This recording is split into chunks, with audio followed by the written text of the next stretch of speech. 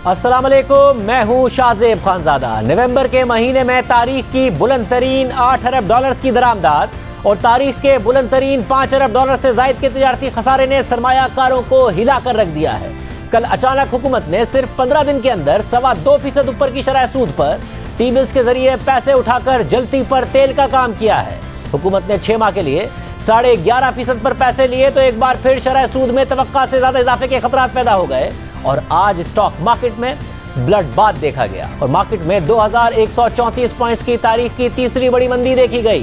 तकरीबन तमाम बड़े बड़े सेक्टर्स की बड़ी बड़ी कंपनीज पर मार्केट खुलने के 1 घंटे बाद ही लोअर लॉक लगना शुरू हो गए। यानी मार्केट में इतनी पैनिक सेलिंग थी कि बेचने वाले तो मौजूद थे मगर मुख्तलिफ स्टॉक्स अपने लोअर सर्किट ब्रेकर पर चले गए थे और 7.5% नीचे भी कोई खरीदने को तैयार नहीं था। दूसरी तरफ रुपया जो मुसलसल गिरता आया है आज मजीद गिरा और इंटरबैंक में 94 पैसे गिरकर 176 रुपए 42 पैसे पर आ गया। कल 11.5% पर टी बिल्स ऑक्शन के बाद काइबोर भी मजीद बढ़ गया और कल 6 माह का काइबोर 11% से नीचे था और 1 साल का काइबोर 11.19% पर था और वो आज बढ़कर 6 माह के लिए 11.46% और 1 साल के लिए 11.81% पर पहुंच गया। यानी स्टेट बैंक ने 2 हफ्ते पहले अचानक शरह सूद में 1.5% का इजाफा किया और गैर यकीनी की सूरत हाल कम करने के लिए अपना इजलास 26 नवंबर के बजाय 1 हफ्ता पहले यानी 19 नवंबर को ही बुला लिया। मगर उल्टा गैर यकीनी की सूरत हाल और बढ़ गई और अब सबसे बड़ा सवाल पैदा हो गया है कि हुकूमत ने पूरे साल के लिए 8 से 9 अरब डॉलर्स का करंट अकाउंट खसारे का जो टारगेट रखा था वो इस माली साल के पहले 4 माह में ही 5 अरब डॉलर से ऊपर चला गया है और अब सिर्फ नवंबर के 1 महीने में 5 अरब डॉलर से ऊपर तारीखी तिजारती खसारे ने मजीद खदशात पैदा कर दिए हैं कि कहीं पूरे साल के लिए करंट अकाउंट खसारा 15 अरब डॉलर से भी तजावुज ना कर जाए और अगर ऐसा हो गया तो डॉलर कहां से आएंगे। 11.5% की महंगाई और इतने बड़े करंट अकाउंट खसारे के साथ डॉलर के मुकाबले में रुपए का क्या हाल होगा और अगर रुपया और गिरा तो मजीद महंगाई का क्या हाल होगा। यानी मईशत एक दफा फिर उसी बहरान में फंसती नजर आ रही है जिससे निकलने का हुकूमत बार बार दावा करती रही और कहती रही कि आइंदा की तरक्की मुस्तकिल बुनियादों पर होगी, बरामदात बढ़ाएंगे, तिजारती खसारा कंट्रोल में रखेंगे और दोबारा बैरूनी खसारे का बहरान नहीं आने देंगे। जब नून लीग की हुकूमत गई तो जीडीपी में तरक्की 5.5%, महंगाई 4%, फिस्कल खसारा 6.5% और करंट अकाउंट खसारा 19.5 अरब डॉलर्स था। और उसके बाद 3 साल तक तहरीक इंसाफ की हुकूमत करंट अकाउंट खसारा कम करने का क्रेडिट लेती रही। फिस्कल खसारा पहले साल 9%, दूसरे साल 8% से ज्यादा, तीसरे साल 7% से ज्यादा रहा। 3 साल में 10,000 अरब रुपए बजट खसारा हो गया जो तारीख का बुलंद तरीन खसारा था जिससे मुल्क पर कर्जे में बेपनाह इजाफा हो गया। मगर हुकूमत ने जवाब दिया कि हमने करंट अकाउंट खसारा कंट्रोल कर लिया है। जीडीपी की तरक्की 5.5% से 1.9% आ गई, फिर कोरोना आने के बाद मनफी हो गई मगर हुकूमत ने क्रेडिट लिया कि करंट अकाउंट खसारा कंट्रोल कर लिया है। महंगाई मुसलसल 3 सालों में बुलंद सतह पर रही, खाने पीने की अशिया की महंगाई खित्ते के दीगर ममालिक से दुगने से भी ज्यादा रही मगर हुकूमत करंट अकाउंट खसारा कंट्रोल करने का क्रेडिट लेती रही और अब महंगाई भी डबल डिजिट में है, फिस्कल खसारा भी ज्यादा है। 5% तरक्की की तवक्कात के साथ एक दफा फिर 15 अरब डॉलर से ऊपर करंट अकाउंट खसारे के खतरात पैदा हो गए हैं क्योंकि सिर्फ 1 माह में मुल्क की तारीख में पहली बार 8 अरब डॉलर्स की दरामदाद और 5 अरब डॉलर से जायद का तिजारती खसारा आया है और हुकूमत के मुल्क को सही सिमत में डालने और पायदार तरक्की के दावों पर सवालात पैदा हो गए हैं क्योंकि जिस एक बात का क्रेडिट मुसलसल तहरीक इंसाफ की हुकूमत 3 सालों से देती रही उसी के खतरात पैदा हो गए हैं। देखिए कैसे मुसलसल करंट अकाउंट खसारा कंट्रोल में रखने का क्रेडिट लिया जाता रहा। आपका करंट अकाउंट सरप्लस है, इसका मतलब कि आपका डायरेक्शन ठीक है। अब 4 साल के अंदर पहली दफा हमारा करंट अकाउंट डेफिसिट से सरप्लस में चला गया। 20 अरब डॉलर से आज 3 अरब डॉलर पे हमारी करंट अकाउंट डेफिसिट आया। 17 साल के बाद हमारा जो करंट अकाउंट था ना 5 महीने से पॉजिटिव है। रुपया आज मार्केट रेट पे है, हम डॉलर नहीं फेंक रहे हैं मार्केट में रुपए को रोकने के लिए गिरने से, ज्यादा डॉलर अंदर आ रहे हैं इसलिए रुपया स्टेबल है। बैरूनी खसारा है, करंट अकाउंट जो डेफिसिट था वो 2.5 साल में पहली दफा 7-8 महीने में सरप्लस पे जा रहा है।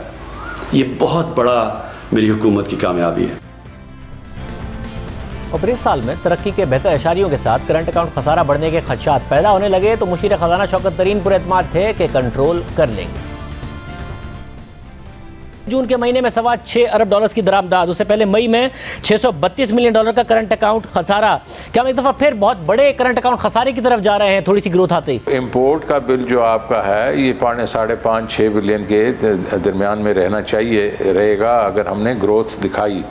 मेरा नहीं ख्याल कि हमारा करंट अकाउंट अगले साल सरप्लस में रहेगा, थोड़ा डेफिसिट में ज़रूर जाएगा, बट इतना जाएगा कि जो कि बिल्कुल हम उसको संभाल सकते हैं। 5% ग्रोथ होगी और फिर उसके साथ करंट अकाउंट डेफिसिट $12-13 अरब नहीं हो जाएगा और वो सस्टेनेबल होगा आपके ख्याल में, उसे हम मीट कर जाएंगे? मेरा ख्याल में तो देखें 10-12 बिलियन डॉलर का ये नहीं होगा, ये ठीक है 3-3.5% ऑफ GDP होगा और वो हम सस्टेनेबल हमारे लिए। मगर अब रिकॉर्ड तिजारती खसारा है, मार्केट्स में घबराहट है, एतमाद की कमी है, क्योंकि वजारत ख़जाना हो या स्टेट बैंक, वो हर माह कहते कुछ हैं मगर हो कुछ और जाता है और फिर वो खुद भी कुछ और कर देते हैं। डॉलर के मुकाबले में रुपए की कदर पर दावा कुछ किया जाता है मगर रुपया और गिर जाता है। स्टेट बैंक पहले फॉरवर्ड गाइडेंस देता है, फिर अचानक मॉनेटरी पॉलिसी की मीटिंग एक हफ्ते पहले करके शरह सूद 1.5% बढ़ाकर 9.25% कर देता है। फिर दावा किया जाता है कि गैर यकीनी की सूरत हाल खत्म होगी, मगर मार्केट में रेट 12% के करीब पहुंच जाता है। हुकूमत 14 दिन पहले 17 नवंबर को 10.25% की शरह सूद पर टी-बिल्स ऑक्शन में तमाम बिड्स मुस्तरद कर देती है, मगर 14 दिन बाद 2 दिसंबर को उसके बहुत ऊपर के रेट पर यानी 11.5% की शरह पर कमर्शियल बैंक से कर्ज ले लेती है। यानी 14 दिन में फैसला साजी के फुकदान से हुकूमत और आवाम का करोड़ों का नुकसान और कमर्शियल बैंक्स का फायदा ही फायदा है। इससे पहले भी गुज़िश्ता बरसों में जब स्टेट बैंक ने शरह सूद 13.25% कर दी थी, तो ये नजर आते हुए भी कि आने वाले दिनों में रेट नीचे जाएंगे, इतनी महंगी शरह सूद पर कम मुद्दत के कर्जों को तवील मुद्दत के महंगे कर्जों में बदलकर सूद की अदायगी में सैकड़ों अरब रुपए का इजाफा कर दिया गया था, जिस पर शौकत तरीन ने वजीर खजाना बनने से पहले भी और वजीर खजाना बनने के बाद भी तनकीद की कि इस गलत फैसले से 1500 अरब रुपए सूद का सालाना इजाफी बोझ डाल दिया गया है, जो आने वाले सालों में भी भुगतना पड़ेगा। इससे मईशत की कमर तोड़ दी गई। पिछले 2.5-3 साल में जो डेट में इजाफा हुआ है, आपके ख्याल में हम डेट ट्रैप में मजीद ज़्यादा फंसे हैं जो 2.5-3 साल पहले थे, या उससे निकलने में थोड़ा सा बाहर आए हैं क्योंकि डेट में तो इजाफा हुआ है? आपने जो इंटरेस्ट रेट बढ़ा दिए और आपने उसकी रीप्रोफाइलिंग जो की इतनी एग्रेसिवली, और वो भी IMF ने कहा आपको, तो आपने उनसे भी बढ़ के ज़्यादा कर दी। उसने कुछ 15 से 1600 अरब रुपए का एडिशनल इंटरेस्ट आपके ऊपर बोझ डाल दिया एनुअली, और आपको कोई जरूरत नहीं थी 30% जो लॉन्ग टर्म था और उसको 70% पे लेके जाने का over in with in only 12 to 14 months. कोई जरूरत नहीं थी। आप कहते हैं हम करेंगे रीप्रोफाइलिंग इसको, but we will do it over a period of 3 to 4 years। Interest rate नीचे आ गए थे जब 6-7% पे, तो उस पर फिर करना शुरू करते। लेकिन वो जो आपने अप्रैल 2019 और मई और जून में जो आपने रीप्रोफाइलिंग की है, उसने आपकी कमर तोड़ दी है आपकी ये जो इंटरेस्ट रेट्स की, और वो अब आपको भुगतना पड़ेगा अगले 4-5-6 साल में। प्रायर एक्शन जो IMF ने किए उसके बीच में सबसे बड़ा प्रायर एक्शन तो ये था कि इंटरेस्ट रेट्स को 13.25% पे कर दिया। उसने 1500 अरब रुपए की जो डेट पेमेंट्स थी उसको 3000 पे लेके चले गए। तो वो मैसिव एक जंप था और वो अभी तक उससे कम नहीं हो रही, क्योंकि उन्होंने फिर रीप्रोफाइलिंग भी कर दी। ये अदाद शुमार कितने खतरनाक है। मार्केट में पैनिक क्यों है, स्टॉक मार्केट में ब्लड बात क्यों है, रुपया क्यों गिर रहा है, क्या सूरत हाल कंट्रोल में आएगी? साबिक वज़ीर ख़जाना डॉक्टर हफीज़ पाशा और मारूफ सनतकार और फाइनेंशियल इंडस्ट्री से वाबस्ता आरिफ हबीब साहब भी हमारे साथ मौजूद हैं। आरिफ हबीब साहब से पूछेंगे आज स्टॉक मार्केट में इतना ब्लड बात क्यों था। मगर पाशा साहब पहले आपसे, पाशा साहब $8 अरब की सिर्फ एक महीने में इम्पोर्ट्स, नवंबर के महीने में $5 अरब का तिजारती खसारा। जब ये $6 अरब पर गई थी तब भी हुकूमत कह रही थी कि कुछ वन टाइम इम्पोर्ट्स हैं, ये नंबर नीचे आ जाएगा, मगर नंबर नीचे आने की बजाय $6 अरब अब $8 अरब पर चला गया। कि तवक्को की जाए कि ये वन टाइम है, नीचे आ जाएगा, या आपके ख्याल में मामला बहुत खतरनाक नजर आ रहा है? बिस्मिल्लाहिर्रहमानिर्रहीम। मुझे अफसोस से कहना पड़ता है कि ये बहुत ज्यादा खतरनाक है। ये सोचना है कि देखिए, कोविड जब बहुत पीक पे था तो हमारे दरामदाद सिर्फ $3.5 अरब पे रह गए थे और उसकी वजह से हम सरप्लस पे भी गए। फिर जिस तरह आपने कहा $6 अरब तक पहुंचे इस साल के आगाज में, अप्रैल मई में, और अब हैरत अंगेज इजाफा तकरीबन $8 अरब, 7.8 टू बी प्रिसाइज, और एक तिजारत का खसारा $5 अरब। देखिए, ये सस्टेनेबल नहीं है। ये इससे ज्यादा वाज़ेह बात नहीं हो सकती, मगर ये भी सोचना है कि क्या वजह है। मतलब पर क्या वजह होगी, क्योंकि रुपया बहुत ज्यादा अप एंड डाउन हो रहा था, कुछ पैनिक बाइंग आपको लगता है पहले हो गई जिसकी वजह से दरामदाद इतनी ऊपर है और आने वाले दिनों में 5-5.5 अरब डॉलर की तरफ फिर चली जाए? मेरा ख्याल ये है कि चूंकि बाहर की कीमतों में मुसलसल इजाफा रहा है और दूसरी तरफ रुपए में गिरावट रही है, ये दो चीजें मिला लें तो बड़ी तेजी से जो बाहर की चीजें हैं जब वो पाकिस्तान पहुंचते हैं, लैंडेड कॉस्ट उनका रुपए में बहुत बढ़ जाता है। तो इसलिए हमारे इंपोर्टर्स ने शायद ये सोचा है कि भाई जल्द से जल्द इंपोर्ट करो ताकि माल आए और अल्लाह के फजल से हमें कुछ फायदा हो। ये अगर सिचुएशन है तो ये एक तरह से आर्टिफिशियल पीक है और हुकूमत को मुख्तलिफ तरीकों से इसको कंट्रोल करना पड़ेगा और स्टेट बैंक को भी इसमें शामिल होना पड़ेगा। अलबत्ता खतरा ये भी है कि आने वाले दिनों में ये पीक थोड़ा सा आगे भी चलेगा और अगर ये चलता रहा 2-3 महीने ही तो फिर आपका जो करंट अकाउंट है वो 16-17 अरब डॉलर से भी ज्यादा हो सकता है, तकरीबन उस लेवल तक पहुंचेगा जो 17-18 में हम एक रिकॉर्ड लेवल पे पहुंचे थे। और इस वक्त साथ साथ रुपए आपके जो कर्जों की वापसी की मकदार 11 से 12 अरब डॉलर, तो आप तकरीबन 30 अरब डॉलर कहां से लाएंगे? तो ये बहुत परेशान कुन बात है। आरिफ हबीब साहब, स्टॉक मार्केट पाकिस्तान की पहले ही लो पी मल्टीपल्स पर ट्रेड हो रही है अगर खित्ते से कंपेयर किया जाए। नवंबर के महीने में पहले ही बहुत ज़्यादा मंदी देखी गई थी, फॉरेन सेलिंग बहुत ज़्यादा थी MSCI का रिक्लासीफाई होने की वजह से, इमर्जिंग से फ्रंटियर मार्केट में जाने की वजह से। मगर उसके बावजूद दो खबरें आती हैं और इतनी ज़्यादा आज पैनिक सेलिंग थी कि पहले घंटे में ही लोअर लॉक लगना शुरू हो गए और फिर हमने देखा कि कंप्लीट ब्लड बाथ था। कोई एतमाद का फुकदान पैदा हो गया है या फिर वाकई सिर्फ इन दो खबरों की वजह से इतनी ज़्यादा मैसिव सेलिंग देखी गई है, अगर मार्केट में पहले ही इतनी ज़्यादा नीचे आ चुकी थी मार्केट पहले?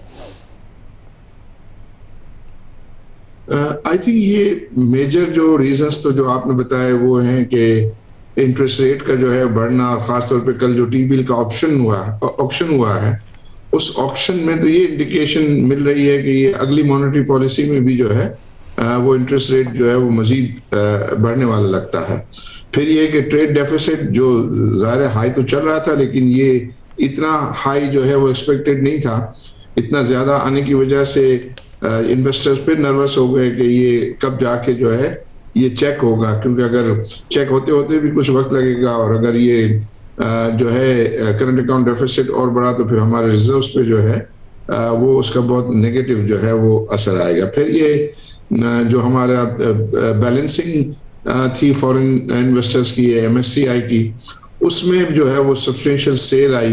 पूरे इस महीने के अंदर जो है वो कोई $141 मिलियन की जो है वो फॉरेन सेल आई है, जबकि पूरे इस टू डेट फाइनेंशियल ईयर में जो है $257 मिलियन की थी।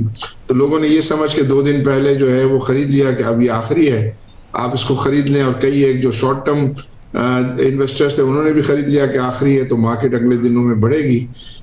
लेकिन ये बुरी खबरें आने की वजह से वो लोग पैनिक हुए और उनकी फिर मार्जिन कॉल्स और वो पैनिक सेलिंग जो है उसने इतना बड़ा जो है वो डेंट डाला है। तो आरिफ हबीब साहब, इस वक्त ज़्यादा बड़ा कंसर्न क्या है कि शरह सूद स्टेट बैंक ने दावे जो भी किए हों कहीं बहुत ज़्यादा डबल डिजिट में ना चली जाए, या फिर करंट अकाउंट खसारा बिल्कुल आपे से बाहर ना हो जाए जिसकी वजह से मुआशी तरक्की बुरी तरह मुतासिर ना हो जाए? क्या मेजर कंसर्न है इस वक्त? आई थिंक ये दोनों को रिलेटेड है, क्योंकि अगर ये करंट अकाउंट डेफिसिट का इतना बढ़ जाने की भी एक वजह है कि जिसकी वजह से इंटरेस्ट रेट को जो है वो हाई करना पड़ रहा है। फिर इन्फ्लेशन जो है कि नंबर्स भी जो है वो हाई आए, तो और वो लगता ऐसा है कि अगले 1-2 महीने जो है, बल्कि ये ऐसा नजर आता है कि ये जनवरी तक पीक करेंगे इन्फ्लेशन के नंबर।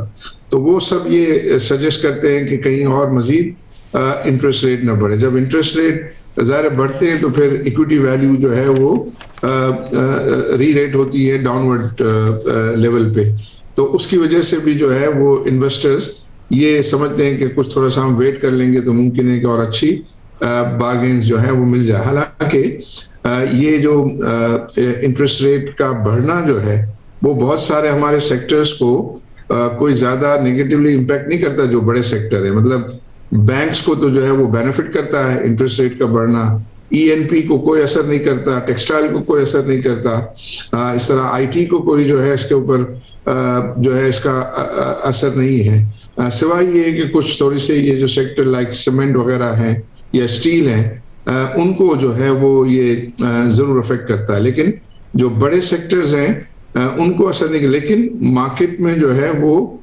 इस इंटरेस्ट रेट और करंट अकाउंट डेफिसिट की जो घबराहट है, जिसकी वजह से जो है ये हमने इतनी शार्प सेलिंग मार्केट में देखी।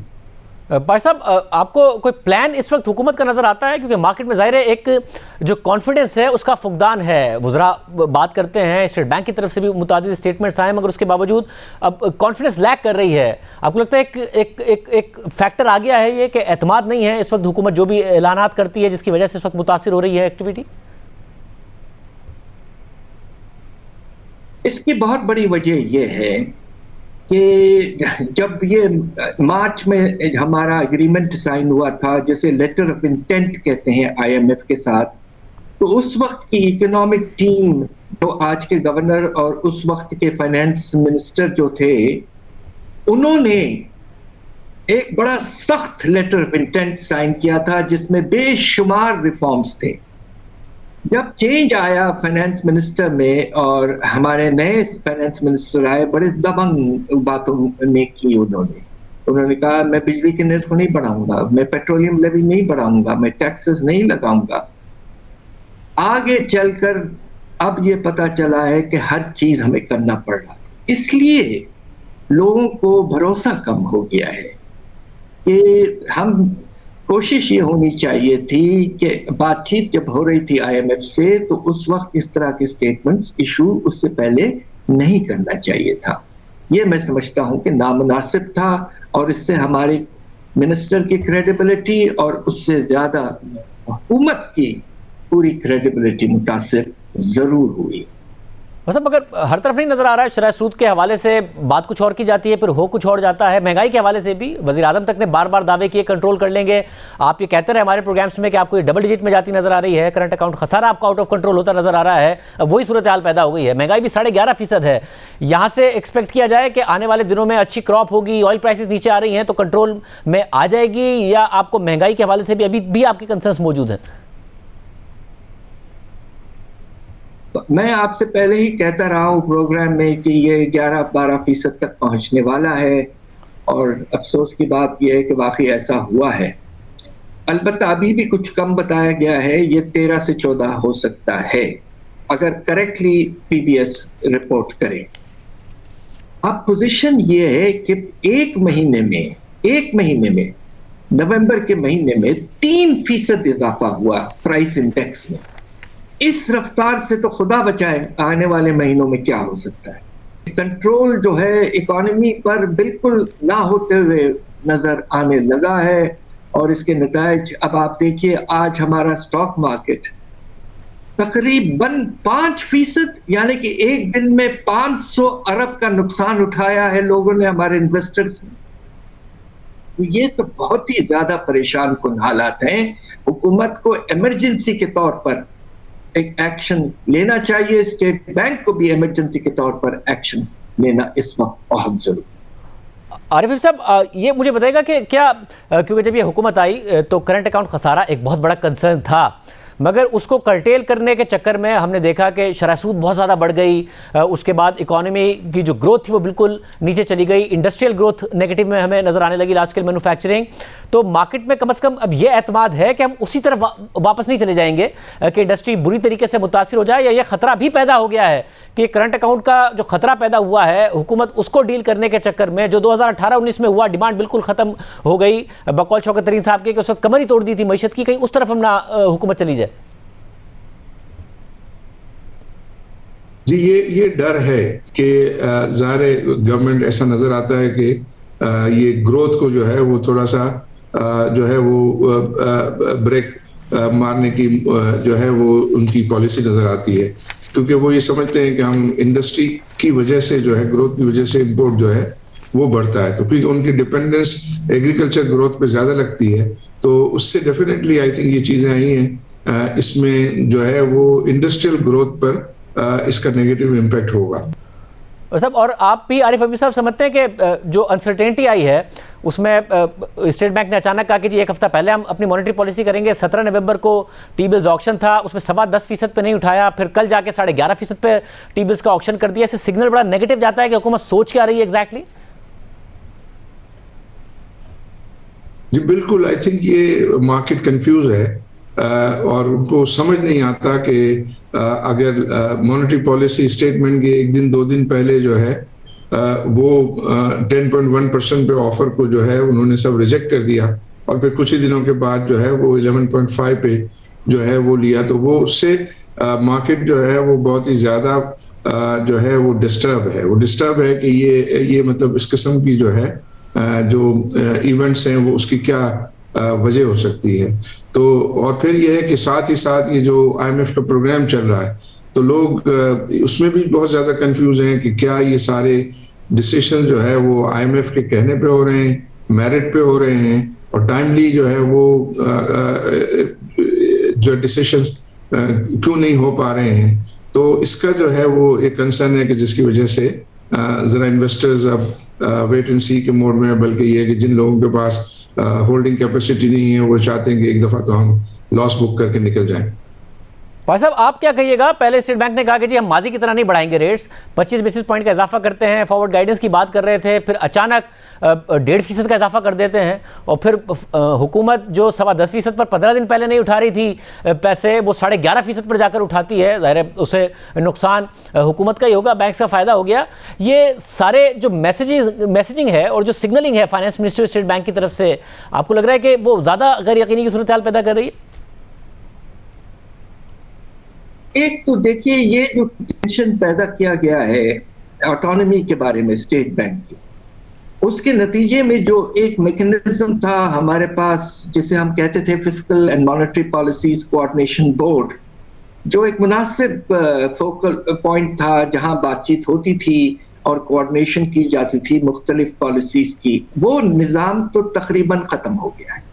और आने वाले जो एक्ट के अमेंडमेंट्स हैं उसमें तो ऐसी गुंजाइश बिल्कुल नहीं है। तो आप बिल्कुल ठीक कह रहे हैं कि मिनिस्ट्री ऑफ फाइनेंस और अपना स्टेट बैंक में तकरीबन ना होने के बराबर कोऑर्डिनेशन, शायद वो आपस में बातचीत भी नहीं कर रहे हैं। तो this is a breakdown of the economic management in the country. इसे तो ठीक करना बहुत जरूरी है। प्राइम मिनिस्टर साहब has to take action and ensure that there is full coordination.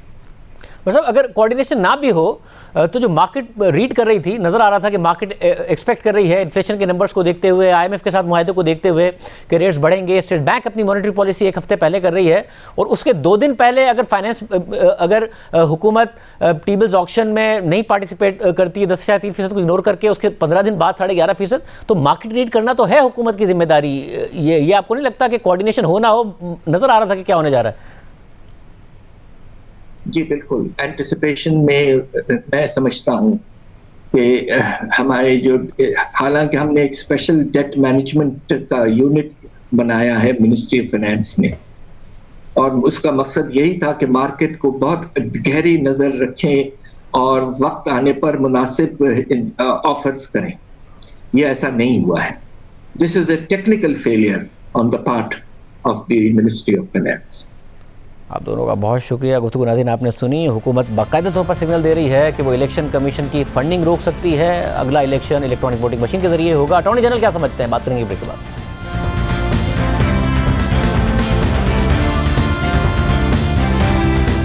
सदर पाकिस्तान ने आज इंतखाबी इस्लाहात बिल पर दस्तखत कर दिए हैं, और हुकूमत बज़िद है कि मौजूदा कानून के तहत अब आने वाले तमाम बल्दियाती और आम इंतखाबात इलेक्ट्रॉनिक वोटिंग मशीन से होंगे। हुकूमत का दावा है कि नए कानून के बाद election commission electronic voting machine के जरिए इंतखाबात करवाने का पाबंद हो गया है, जबकि अपोजिशन ने वाज़ेह कर दिया है कि अदालत से रिलीफ मिले या ना मिले, इलेक्ट्रॉनिक वोटिंग मशीन से अगले आम इंतखाबात नहीं होने देंगे। यानी इंतखाबात से पहले ही आने वाले इंतखाबात मुतनाज़े हो रहे हैं, और इलेक्शन कमीशन ने अब तक इस हवाले से हतमी फैसला नहीं किया है। सिर्फ यही नहीं, अहम कानूनी मामलात पर इस वक्त हुकूमत तनकीद की जद में है। अटॉर्नी जनरल खालिद जावेद खान, जो अहम कानून साजियों में हुकूमत की मामलत करते रहे हैं और अहम मामलात पर उनकी राय वज़ारत कानून से मुख्तलिफ रही है, उनसे इस पूरे मामले पर तफसील से बात करेंगे। हमारे साथ मौजूद हैं खालिद जावेद खान साहब, बहुत शुक्रिया हमें शो में ज्वाइन करने के लिए। साहब ज़ाहिर बहुत सारे मामलात हैं, सबसे पहले एक नई बहस है। वज़ीर इत्तलात ने कहा कि काबीना में ये फैसला हुआ है कि, और ये फिर उन्होंने ऐलान भी कर दिया कि वज़ारत कानून भी ये समझती है कि अगर इलेक्शन कमीशन ने कानून के तहत इलेक्शन नहीं कराएगा इलेक्ट्रॉनिक वोटिंग मशीन के ज़रिए तो फिर उनकी फंडिंग रोक दी जाएगी, हुकूमत उन्हें फ़ंड नहीं दे सकती है। अब पंजाब हुकूमत ने भी फैसला कर लिया है कि इसी के तहत होने चाहिए। क्या वाकई फंडिंग रोकी जा सकती है कानून के तहत? देखिए, इसमें दो चीज़ें हैं। एक तो ये कि जो ये रिफॉर्म्स आई हैं इलेक्शंस एक्ट 2017 में तब्दीली EVM और ओवरसीज़ पाकिस्तानीज़ के लिए, इसका लीगल आस्पेक्ट है और दूसरा उसका लॉजिस्टिकल आस्पेक्ट है। मेरे ख्याल में इलेक्शन कमीशन की तरफ से उसके लीगल या कॉन्स्टिट्यूशनलिटी पे कोई एतराज़ नहीं है। उनकी जो रिजर्वेशन थी वो उसकी लॉजिस्टिकल उस पे है, और क्योंकि कानून बन गया है, ये पार्लियामान का इख्तियार है कानून साजी, वो इलेक्शन कमीशन की भी ऑब्लिगेशन है कि अगर ये क्योंकि आइन के मुताबिक है ये तब्दीली, तो इसको लॉजिस्टिकली इम्प्लीमेंट करना उनकी ज़िम्मेदारी है। लेकिन जहाँ तक फ़ंडिंग का ताल्लुक़ है, फ़ंडिंग किसी एक ख़ास तरीक़ेकार से मुंसलिक नहीं की जा सकती। वो फ़ंडिंग करना गवर्नमेंट की ऑब्लिगेशन है आइन के तहत, और इलेक्शन कमीशन की ऑब्लिगेशन है कि इलेक्शन कराएं ट्रांसपेरेंटली और फेयरली एंड जस्टली। तो इन दोनों को अगर साथ मिल के देखा जाए तो बज़ाहिर कोई कॉन्फ्लिक्ट नहीं है। ये इलेक्शन कमीशन ने भी एतराज़ नहीं किया है कि हम EVM इस्तेमाल नहीं करना चाहते क्योंकि कोई कानूनी हुक्म है। वो टेक्निकल इश्यूज़ हैं, वो वर्कआउट हो सकते हैं, लेकिन प्रोसेस शुरू करने की ज़रूरत है। इलेक्शन कमीशन ने मेरी इत्तला के मुताबिक 3 कमेटीज़ कायम की हैं और वो बड़ी अहम और हाई पावर्ड कमेटीज़ हैं, और वो इसको देख रही हैं, और इम्प्लीमेंटेशन के लिए गवर्नमेंट की भी जिम्मेदारी उनको असिस्ट करे बमाए फंडिंग के। लेकिन फंडिंग किसी खास तरीक़ेकार से आइनी तौर पे लिंक नहीं हो सकती है। और खास साहब, अगर इलेक्शन कमीशन ज़ाहिर है वो 3 कमेटियाँ वाकई बनाई गई हैं, अगर 2023 का इलेक्शन वो कहते हैं कि लॉजिस्टिकली हमारे लिए पॉसिबल नहीं है कि हम 2023 का इलेक्शन करा सकें, हम फेजेस में करा सकते हैं और अभी पूरे पाकिस्तान में 2023 का इलेक्शन नहीं हो सकता EVM पर, तो क्या कानून के तहत वो पाबंद हैं इस बात के कि उन्हें कराना इलेक्ट्रॉनिक वोटिंग मशीन के तहत ही है, हर सूरत में इसको मुमकिन बनाएं? देखिए, ये इस वक्त शायद क़ब्ल वक्त है कहना कि वो 3 कमेटियाँ या इलेक्शन कमीशन का इवेंचुअली क्या राय इस पर कायम होगी। तो अगर जैसे जैसे आएगा, लेकिन कानून में बड़े प्रैक्टिकल इस वक्त जो मौजूदा कानून की शक्ल है अगर आप देखें उसमें कोई इतनी इनफ्लेक्सिबिलिटी नहीं है, और जैसे जैसे ये टेक्निकल और लॉजिस्टिकल चीज़ें वर्कआउट होंगी तो वो मेरे ख्याल में ये मसाइल का हल निकल सकता है इस पर, EVMs पे ख़ास तौर पर। यानी कि कानूनी तौर पर पाबंद नहीं है इलेक्शन कमीशन के, हर हाल में 2023 का इलेक्शन उन्होंने EVM के तहत ही कराना है। देखिए, आज कानून में ये चीज़ मौजूद है, और ये क्योंकि इलेक्शन कमीशन ने ये ख़ुद महसूस किया है कि क्योंकि ये कानूनी ऑब्लिगेशन है उन्होंने प्रोसेस शुरू किया है। लेकिन जो बुनियादी और ओवरआर्चिंग कॉन्स्टिट्यूशनल मैंडेट है वो है ट्रांसपेरेंट एंड फेयर इलेक्शन की। हर चीज़ जो है तरीक़ेकार सेकेंडरी है। तो अगर इलेक्शन कमीशन इस नतीजे पे पहुंचता है कि कोई एक ख़ास तरीक़ेकार जो है उससे कॉन्स्टिट्यूशनल मैंडेट इफेक्ट हो सकती है तो फिर उस तनाजुर में देखा जाएगा। लेकिन आज मैं समझता हूं कि ऐसे कोई कॉन्फ्लिक्ट नहीं है कि जिस पे एक इनफ्लेक्सिबल पोजीशन हो जाए कि जी कानून में कोई हुक्म है या कोई ऐसी प्रॉब्लम है। इस वक्त इलेक्शन कमीशन भी मेरे ख्याल में इंगेज है फुली उस प्रोसेस में, और पार्लियामान को क्योंकि इख्तियार है आइन के मुताबिक अमेंड किया गया है, तो वो इलेक्शन कमीशन की भी ऑब्लिगेशन है और वो पूरी कर रहे हैं इस वक्त ऑब्लिगेशन। और खास साहब, ज़ाहिर है जो ट्रांसपेरेंट और फेयर इसलिए हो, उसकी रूह यह है कि गैर मुतनाज़ हो, सब माने उस इलेक्शन को। मगर जब अपोजिशन पहले ही नहीं मान रही है इसको, कह रही है कि जी बुलडोज हुकूमत ने कर लिया है पार्लियामेंट से, और फिर इलेक्शन कमीशन के भी कुछ तहफ़्फ़ुज़ात थे, तो आपको लगता है कि एक गैर मुतनाज़ इलेक्शन हो पाएगा अगर EVM का इस्तेमाल हो भी जाए, जब अपोजिशन पहले ही कह रही है कि ये कानून साजी ही मुतनाज़ है, तो उसके नतीजे में गैर मुतनाज़ इलेक्शन हो जाएगा आपके ख्याल में? देखिए, कानून साजी तो क्योंकि आइन के जो मुताबिक उसमें प्रोसेस दिया गया है उसके मुताबिक हुई है। अगर किसी के ख्याल में है कि वो आइन के मुताबिक नहीं है उसको चैलेंज कर सकते हैं। जहाँ तक मुतनाज़ बनाने की बात है, लॉ अगर इसको गौर से देखा जाए तो ये एक इनेबलिंग प्रोविज़न है। एक इलेक्शन कमीशन को एम्पावर किया गया है एक नए टेक्नोलॉजिकल तरीके के लिए, और ओवरसीज़ वोटिंग और ओवरसीज़ पाकिस्तानीज़ की वोटिंग और EVM ये दोनों नई तरामीम नहीं है, ये पहले पायलट प्रोजेक्ट के तौर पे मौजूद थी, अब इनको स्कोप एक्सटेंड किया है जनरल इलेक्शन की हद तक। तो मुतनाज़ा तो शायद जब होगा जब इलेक्शन कमीशन इस नतीजे पे तकनीकी तौर पे पहुँचे कि जी हम हतमी इस नतीजे पे पहुँचे हैं कि ये इम्पॉसिबल है कि ट्रांसपेरेंट और फेयर इलेक्शन कराया जाए EVM से।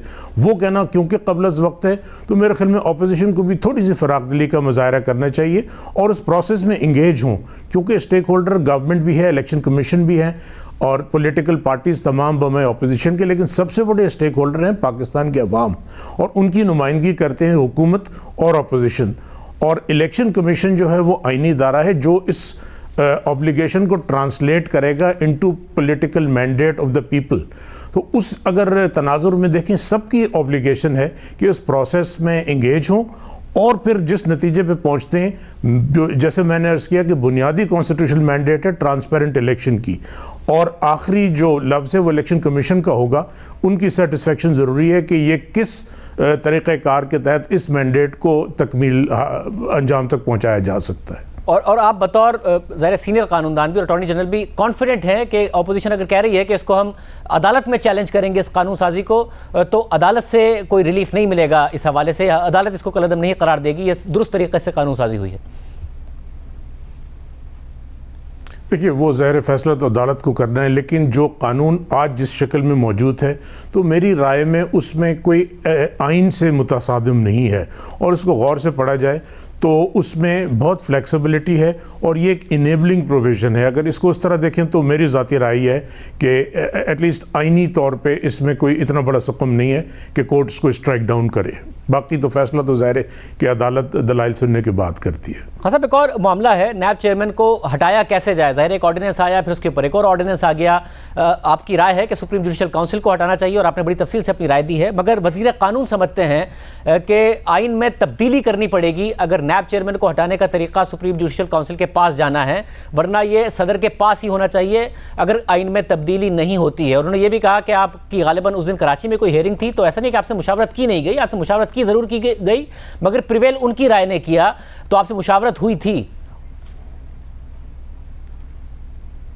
नहीं, इस पे दो चीज़ें हैं। पहली तो मुशावरत जब ये तरीक़ाकार सुप्रीम जुडिशल काउंसिल से तब्दील करके प्रेसिडेंट के पास किया, ये प्रेसिडेंट के पास जो है पहले भी डिस्कस हुआ था, और इस पे मैंने ही ये चीज़ पॉइंट आउट की थी कि एक पॉसिबिलिटी ये हो सकती है कि क्योंकि आइन में सिर्फ 3 जो हैं उनके लिए, जज साहिबान के लिए, ऑडिटर जनरल ऑफ पाकिस्तान के लिए और इलेक्शन कमीशन के लिए सुप्रीम जुडिशल काउंसिल दी गई है, तो एक ये दलील हो सकती है। लेकिन आइन में ये भी दिया है कि सुप्रीम कोर्ट की, जो कि सुप्रीम जुडिशल काउंसिल से एक बाला, एक हाईएस्ट फोरम है, उसके लिए भी लिखा है कि कॉन्स्टिट्यूशनल जुरिस्डिक्शन भी होगी और कानून के तहत भी वो जुरिस्डिक्शन कन्फर की जा सकती है। तो मेरी राय में मैं एहतराम करता हूँ लॉ मिनिस्टर का एक व्यू है और एक सीनियर लॉयर हैं, लेकिन मेरी राय में ना सिर्फ आइनी बल्कि कानूनी तौर पे भी सुप्रीम जुडिशल काउंसिल को किसी पर्टिकुलर केस में, और ख़ास तौर पे एक ऐसे ऑफिस के लिए जिसकी असास उसकी इंडिपेंडेंस, इम्पार्शियलिटी और न्यूट्रलिटी हो, अकाउंटेबिलिटी का जो प्रोसेस है उसकी बुनियादी असास और वही फंक्शंस हैं जो जुडिशरी के क्वाज़ी जुडिशल फंक्शंस हैं, तो उसके लिए अगर सुप्रीम जुडिशल काउंसिल बेहतरीन इदारा अगर नहीं भी है तो कोई और ऐसा इदारा हो सकता है जो इंडिपेंडेंट हो। लेकिन मैंने ये राय दी थी और मैं अभी भी उस पर कायम हूँ कि सदर को इख्तियार देना, चाहे सवाबदीदी हो या वज़ीर आज़म की मुशावरत की बुनियाद पे हो, उसमें आइनी और कानूनी मुश्किलात होंगी, उसकी ट्रांसपेरेंसी पे, उसकी न्यूट्रलिटी पे बड़े सीरियस क्वेश्चंस उठ सकते हैं, और ये मैंने राय बाकायदा जो है कन्वे की गई है। एज ऑफ नाउ स्टेटस क्या है? क्योंकि खबर ये थी कि अब जब ये पार्लियामेंट में जाएगा तो वापस बदल कर सदर से ये इख्तियार सुप्रीम जुडिशल काउंसिल को दे दिया जाएगा, मगर फिर कोई प्रोग्रेस हुई नहीं है, तो अब क्या स्टेटस है इस हवाले से? ये इस वक्त जो कौमी असम्बली की कायमा कमेटी है उसके सामने है, और मैंने बारहा अपोजिशन से भी और जो ट्रेजरी के अरकान हैं उनसे भी मेरी रिक्वेस्ट है कि इसको बड़ा केयरफुली एग्जामिन करें। अटॉर्नी जनरल भी अवेलेबल हैं, लॉ मिनिस्टर भी अवेलेबल हैं, इंडिपेंडेंट लीगल एडवाइस भी लें, क्योंकि ये कौमी इशू है। ये नेशनल अकाउंटेबिलिटी ऑर्डिनेंस जो है ये एक कोई सियासी जमात का मसला नहीं है, हमारा कौमी एक इशू है। तो इस पर मुशावरत के साथ हो सकता है कि सुप्रीम जुडिशल काउंसिल बेहतरीन फोरम ना हो, कोई और इंडिपेंडेंट फोरम हो सकता है, लेकिन मौजूदा शक्ल में अगर ये रहेगा तो और अगर कोर्ट में चैलेंज होता है तो बड़ी सीरियस प्रॉब्लम हो सकती है। तो बेहतर यह है कि क्योंकि पार्लियामेंट एक सुप्रीम इदारा है कानून साजी के लिए, ये तब्दीली वहाँ से आनी चाहिए। खान साहब, आपने जो एहतसाब के हवाले से ज़ाहिर है बात की कि ये कौमी मामला है, इसको ट्रांसपेरेंट होना चाहिए, नज़र भी आना चाहिए, और ज़ाहिर है ये सारी दुरुस्त बात है, मगर हुकूमत तौसी देना चाहती है चेयरमैन नैब को, जैसे जावेद इकबाल साहब को, और इस वक्त भी उनका टेन्योर पूरा हो गया है, जब तक ये कानून साजी नहीं होती उनको तौसी इस वक्त मिली हुई है। अब वो शख्सियत वो हैं जिन पर इल्ज़ाम है कि वो ट्रांसपेरेंट एहतसाब नहीं कर रहे हैं, अदालतें भी उन पर सियासी इंजीनियरिंग का इल्ज़ाम लगा चुकी हैं, उन पर इल्ज़ाम है कि वो हुकूमत के केसेस बंद करते हैं जबकि अपोजिशन के रहनुमाओं को अंदर बंद कर देते हैं।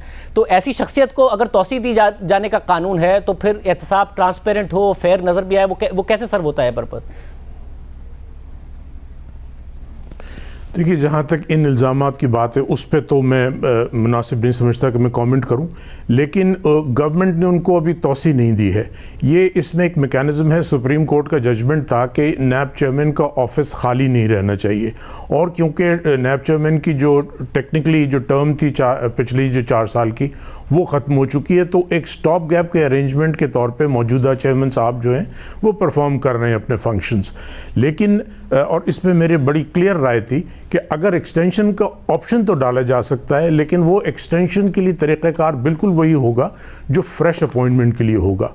और मेरी इत्तला के मुताबिक जो नए चेयरमैन के प्रोसेस के लिए ये अपॉइंटमेंट के लिए प्रोसेस शुरू कर दिया गया है, और वो क्योंकि ऑल्दो कानून में कोई उसके लिए टाइमलाइन नहीं है, लेकिन एक रीज़नेबल टाइम जो कि बहुत लंबा अरसा नहीं हो सकता, मेयर एक्सटेंशन की बुनियाद पे बहुत ज़्यादा प्रोलॉन्ग नहीं कर सकते, क्योंकि उस पर नैब की फिर उसकी परफॉर्मेंस पे भी सवाल उठ सकते हैं और उसकी न्यूट्रलिटी और इम्पार्शियलिटी पे भी सवाल उठ सकते हैं। तो इस प्रोसेस को अपॉइंटमेंट के जिसमें मुशावरत है वज़ीर आज़म की और लीडर ऑफ द अपोजिशन की, तो उसको कंप्लीट होना बहुत ज़रूरी है, वरना इससे जो अकाउंटेबिलिटी प्रोसेस है उस पर सीरियस जो शकूक और शुबात जन्म ले सकते हैं। मतलब अगर ज़ाहिर क्योंकि उनकी शख्सियत बड़ी कंट्रोवर्शियल है, तो अगर वो रिटायर हो भी जाते तो उनकी जगह उनका डेप्टी भी कोई काम कर सकता था और ये प्रोसेस ज़रा एक्सपेडाइट भी किया जा सकता था। और दूसरा मसला ये कि जो टेन्योर है वो रखा इसलिए गया है ताकि चेयरमैन इम्पार्शियल हो, उसको ये लालच ना हो कि उसे फिर देखना है हुकूमत की तरफ या किसी और की तरफ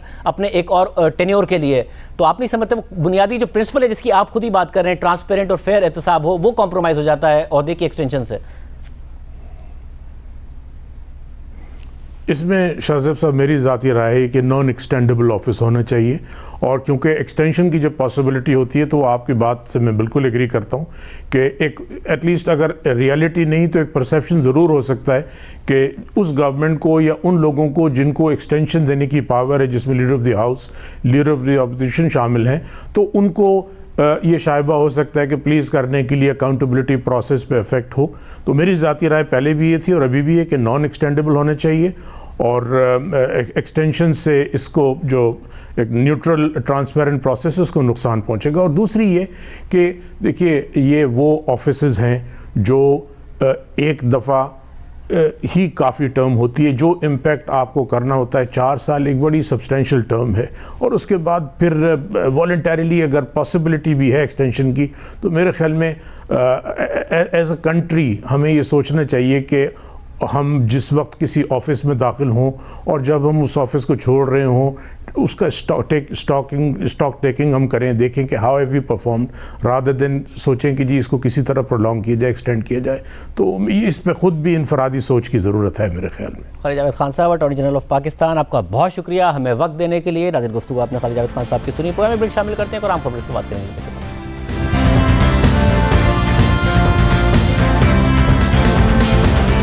तहरीक इंसाफ मुल्क में 1 करोड़ नौकरियां देने का वादा करके इक़्तिदार में आई थी, और अब 3 साल से भी ज़ायद इक़्तिदार में रहने के बाद जब तहरीक इंसाफ की हुकूमत की मुआशी कारकर्दगी पर तनकीद हो रही है तो हुकूमत बैरून मुल्क रोजगार के लिए जाने वालों का क्रेडिट भी खुद ले रही है। आज वफाकी वज़ीर इत्तलात फवाद चौधरी ने ग्राफ शेयर करते हुए ट्वीट किया कि कोरोना के बावजूद 3 साल में 11 लाख लोगों को तो सिर्फ बैरून मुल्क नौकरी मिली है। अगले 2 सालों में पूरी उम्मीद है कि 20 लाख लोग बैरून मुल्क जाएंगे। अब दिलचस्प बात यह कि वज़ीर-ए-आज़म इमरान खान तो ये वादा करते थे कि जब तहरीक इंसाफ इक़्तिदार में आएगी तो बैरून मुल्क से लोग रोजगार के लिए पाकिस्तान आएंगे। बाहर से गरीब मुल्कों से लोग पाकिस्तान में नौकरियां ढूंढने आया करेंगे। इंशाल्लाह ये वो मुल्क बनेगा जिधर से बाहर से लोग पाकिस्तान में नौकरियां ढूंढने आया करेंगे। ये मैंने ज़हन में पिक्चर किया हुआ है कि पाकिस्तान वो बनेगा कि बाहर से लोग पाकिस्तान में नौकरियां ढूंढने इंशाल्लाह आया करेंगे। इतनी तेजी से मुल्क उठेगा कि इंशाल्लाह एक दिन आएगा कि बाहर से लोग पाकिस्तान में नौकरियां ढूंढने आएंगे। एक दिन ऐसा आएगा कि जितनी भी पाकिस्तान की एम्बसीज दुनिया में होंगी, लाइनें लगी होंगी पाकिस्तान का वीजा लेने के लिए। यहां लोग नौकरियां ढूंढने आएंगे इंशाल्लाह। और फिर इक़्तिदार में आने के बाद यह दावा भी किया गया कि इतनी नौकरियां आने वाली हैं कि बंदे कम पड़ जाएंगे। बंदों की शॉर्टेज हो जाएगी, इतनी नौकरियां आपकी आने वाली। मैं ये नहीं बात कर रहा सालों की, मैं हफ्ते, 10 दिन, 2 हफ्ते, 4 हफ्ते की बात कर रहा हूँ। ये सब कुछ अगले आने वाले हफ्तों में ठीक होने वाला है। ईज ऑफ बिजनेस इतनी हो जाएगी कि पान वाला, ठेले वाला भी कहेगा मुझसे टैक्स ले लो। लो जी, बात ही खत्म होगी। मुस्तफा नवाज खोखर साहब, मामला कुछ हफ्तों में ठीक होने वाले हैं। मगर बयानिया बदल गया है। देखिए, वफाकी वज़ीर इत्तलात फवाद चौधरी और वज़ीर आज़म के साबिक़ मुआविन ख़ुसूसी जुल्फ़ी बुखारी ने कुछ अर्सा कबल भी कैसे ये क्रेडिट हुकूमत के खाते में डाल दिया। 18 महीने की हुकूमत में वज़ीर आज़म साहब ने 9,70,000 नौकरियाँ बार मुल्कों में लोग भेजे हैं। 9,70,000 बंदा। ये एक बहुत बड़ी कामयाबी है कि 10 लाख बंदा 18 महीने में पाकिस्तान के बाहर जाते हुए उनको नौकरी मिली है। 3 साल में 1 करोड़ नौकरियों से कहीं आगे जा चुका है काम। जो लोग बाहर गए हैं, तकरीबन 16.5 लाख लोग जो हैं वो पाकिस्तान से बाहर ओवरसीज़ पाकिस्तानीज़ में जो हैं वो गए हैं। 2 माह पहले 16 लाख पाकिस्तानियों को मुल्क से बाहर भेजने का क्रेडिट लिया, अब 11 लाख का ले रहे हैं। इलेक्शन से पहले कहते थे कि बैरून मुल्क से लोग पाकिस्तान नौकरियां ढूंढने आएंगे। अल्लाह हाफ़िज़।